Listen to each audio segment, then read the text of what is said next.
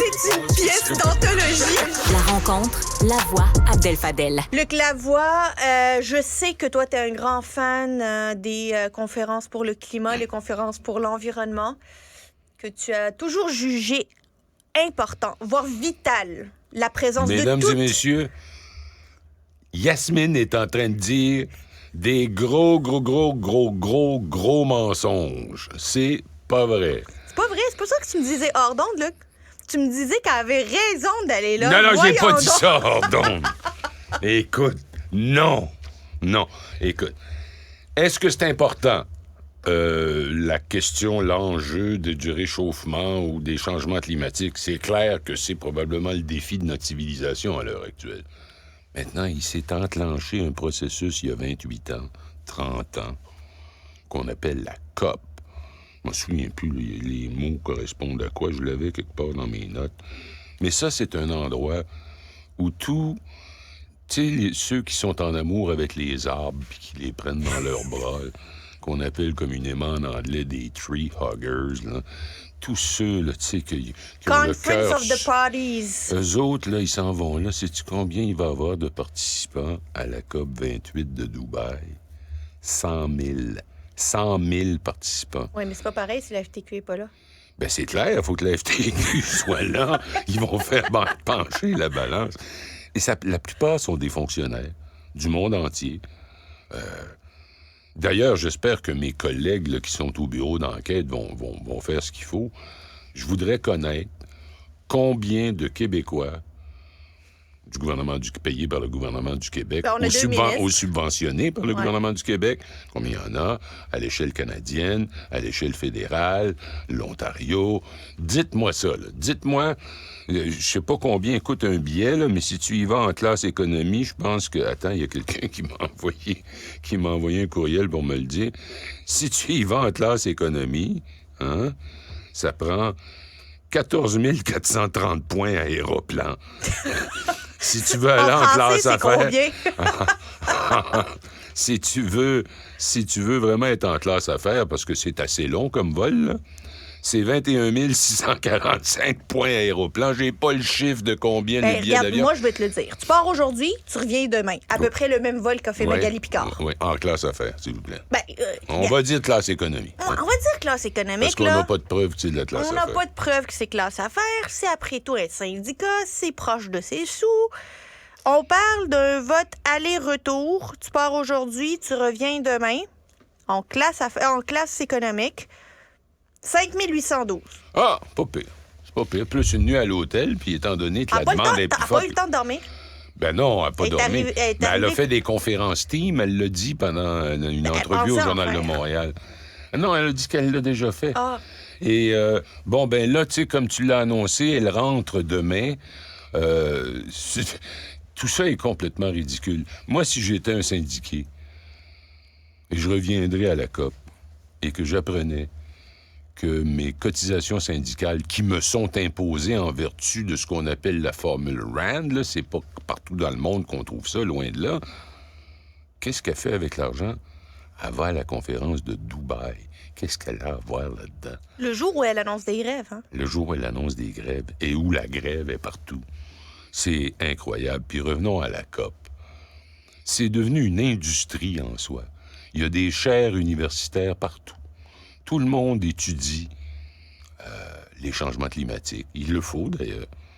Mais là, quand tu arrives à un point où c'est tellement une industrie qu'on en amène 100 000 à Dubaï, il y a un an à Montréal, c'était la COP sur la biodiversité, qui est une sous-créature de la première COP. C'est comme une version Wish, là, une version C'est Alibaba. ça. Tu sais, il y a la COP, la vraie COP, puis la COP cheap. Moi, là, je comme- suis d'avis que par mes propres réflexes, moi, quand j'ai vu ça se développer, là, ces bébelles de fonctionnaires qui se promènent dans le monde entier aux frais de la princesse et de la reine et du roi et de tout ce que tu veux, qui viennent de France et qui viennent aussi des Philippines, puis qui viennent de partout. L'automne dernier, quand il était à Montréal, il s'attendait à avoir des grosses manifs. Les flics étaient préparés. Il y a eu quelques manifs avec 500-600 manifestants. Qui étaient-ils? À 80 % des participants à la réunion qui enlevaient leur carte de participants autour de leur cou, puis ils sortaient la pancarte, Puis quand la manif était finie, il rangeait la pancarte. Mais ça venait avec le manuel du Parti sport. Alors, j'ai un copain que j'aime beaucoup, que je respecte, qui est maintenant à la retraite et qui est très à l'aise financièrement, et qui, lui, a adopté les COP. Il y va chaque fois. Puis c'est un gars super intelligent. J'avais dit, Rick, veux-tu me dire qu'est-ce que tu vas faire là? Je dis, c'est un spectacle, c'est un show, là. Il me dit qu'il y a 80% des COP que c'est du fluff-là, puis du n'importe quoi, puis n'importe comment, mais qu'il y a un autre 20% où, effectivement, tu es capable de te mettre à jour sur la science, qu'est-ce qui va où et comment. Mais moi, là, pendant des années, je résistais à l'idée de défendre les changements climatiques, pas parce que je pensais que les scientifiques n'étaient pas bons, c'est parce que je pensais qu'on me rabattait les oreilles avec une espèce de spectacle interminable. Combien tu penses que ça va coûter la COP28 à Dubaï?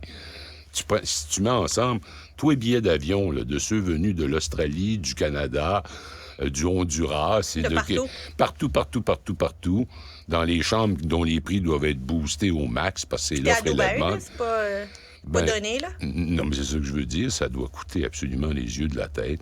Puis là, ça fait partie du spectacle. À la fin de la conférence, je pense que ça se termine vers le 9 décembre, un truc comme ça.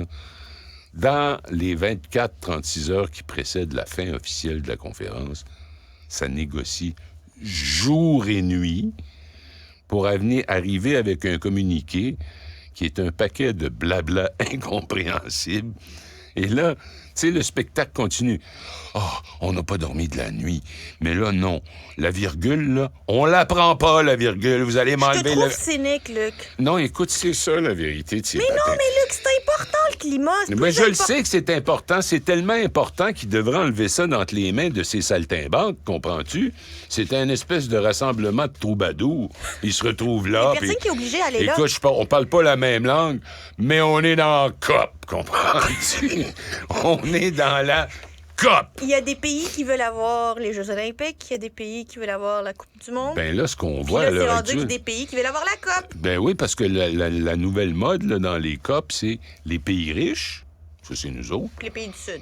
Puis les pays du Sud, ou l'ancien dialogue Nord-Sud qui existait au début des années 80 jusqu'à temps que quelqu'un décide de le faire disparaître, en l'occurrence Ronald Reagan.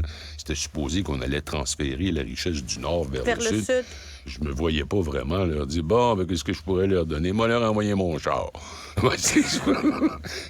Non, un ameublement de salon. Je le sais pas trop quoi. Ça doit... Et ils ont nui à la cause parce que il y a des millions de personnes comme moi sur la planète Terre qui disent, mais qu'est-ce que c'est quoi cette affaire-là? Je me souviens de mon Fafane Dion là, qui a essayé d'être premier ministre du Canada, l'accord de Montréal. Puis là, t'entends ça des fois, t'entends dans une entrevue, nous, on se compare à l'accord de Montréal. Oh boy! Pas n'importe quoi. L'accord de Montréal. Qu'est-ce qui est arrivé à Montréal? Oh, ben là, je m'en rappelle plus, mais je pense que c'est l'année. Je pense que c'est exactement la même année que Stéphane Dion a nommé son chien Kyoto. OK? Il était très fier, il l'avait présenté lors de la conférence de Montréal. Je vous présente Kyoto. Pourquoi Kyoto? Parce que la précédente conférence... C'était à Kyoto! C'était à Kyoto. C'est là qu'il avait négocié jour et nuit pour arriver avec un communiqué que personne ne respecte. Penses-tu que Magali Picard va nommer son chien à Dubaï? Non, mais si elle rentre pas, son chien est mort, ça, je peux te le dire. Qu'est-ce qu'il a pu y prendre? Moi, je dois te dire, honnêtement... Elle est brillante! Très honnêtement, je suis très impressionné personnellement, parce que je l'ai rencontrée 5-6 fois parce qu'elle vient dans nos studios à TVA. C'est une femme avec un charisme évident. Absolument. Très séduisante, et je le dis au sens le plus noble. Je veux dire, c'est quelqu'un que tu as envie d'engager la conversation avec. Charismatique. Oui, elle a du charisme. Elle se présente extrêmement bien. T'aimerais en faire ton amie. Mais apprends... Elle, puis sa gang, parce que son numéro 2 est là aussi, va le dire, puis dit, non, ça prend des conseillers. Écoute, après la nuit de négociation, faut que tu sois... Faut qu'il se relaie ça. Je sais pas s'ils prennent un coup pendant la nuit en question. On est à Dubaï, mais à Dubaï, t'as le droit de prendre un coup, même si t'es dans le monde musulman. Ben oui. Sauf qu'il faut pas que tu sortes du périmètre des hôtels, parce que là, ils prennent mal ça. Bon, alors... Madame Picard, on vous attend, pas avec une brique et un fanal. Puis là, tiens, je veux dire, on va mettre, encore une fois, les blagues de côté puis dire, ce qu'elle vient de créer, là, c'est un niveau d'attente incroyable parce qu'elle dit dans une entrevue, juste avant d'annoncer 42 mai, elle donne une entrevue pour dire, dès qu'il y aura du mouvement, j'arrive. Alors, l'entrevue finie, puis 1 heure plus tard, elle annonce qu'elle arrive. Donc, mesdames et messieurs, préparez-vous, parce que d'après moi, la grève est sur le bord de se régler, parce que ce qu'elle laissait entendre dans l'entrevue au Journal de Montréal, plus tôt ce matin, par téléphone, évidemment, parce que le Journal de Montréal, je sais pas pourquoi, mais ils n'ont pas de bureau à Dubaï. Ah! Vraiment. C'est à peu près temps. Faut qu'on parle à Pierre-Carl Pellado, ça nous parle. Ça nous prend un bureau à Dubaï? En tout cas, on pourrait avoir un bureau de la COP.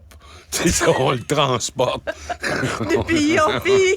On le transporte un peu partout. Et comme tout le monde, on va y aller avec un jet privé parce qu'il y en a des milliers qui atterrissent. L'affaire la plus polluante de la Terre, c'est un jet. Pour aller à la COP.